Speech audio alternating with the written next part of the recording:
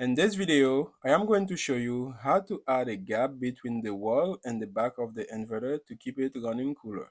I use this unit for testing. This is a OSB sheathing in the back. It is recommended to use cement board behind inverter. Some inverter come with bracket to allow air gap behind it. This one does not. I am going to show you how to do it using a few material. This inverter is anchored into place with two fasteners at the top and a fastener just below the battery terminal. This is one of the inverters that run the house. This comes with a bracket that allows gap behind it. I added an extra piece of cement board to raise it a little higher. I did the same thing at the top bracket. I will be using PVC conduit to create the gap, and there I install a washer nut.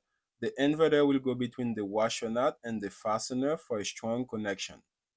I make sure the fastener is long and strong enough to hold the weight of the inverter, and the head of it is wide enough to hold it in place.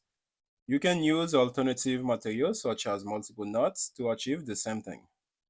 Pieces of cement board layered together is another great way to achieve the same thing. I already installed the spacer and the fastener to install the inverter. I leave it loose enough so I can slide the inverter between the washer nut and the fastener. If your fastener head is too big, someone might have to hold it in place while you screw it down. After that, I tighten down the fastener just enough to meet resistance. This is what the top portion of the inverter looks like after adding the gap, and notice the bottom section is still touching the OSB sheathing. This inverter only have one fastener at the bottom. If yours has two, it might be a little more difficult to do. You might need a second pair of hands.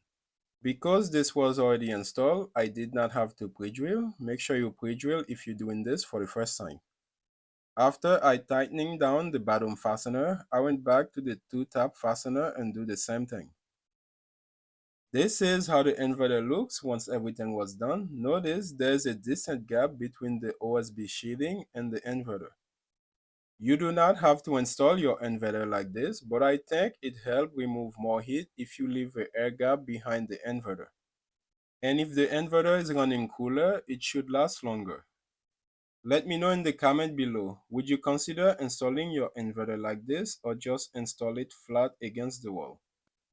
I hope this video was helpful and informative.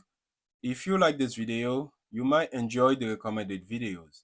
Thank you for watching. I hope you enjoy. See you in the next video.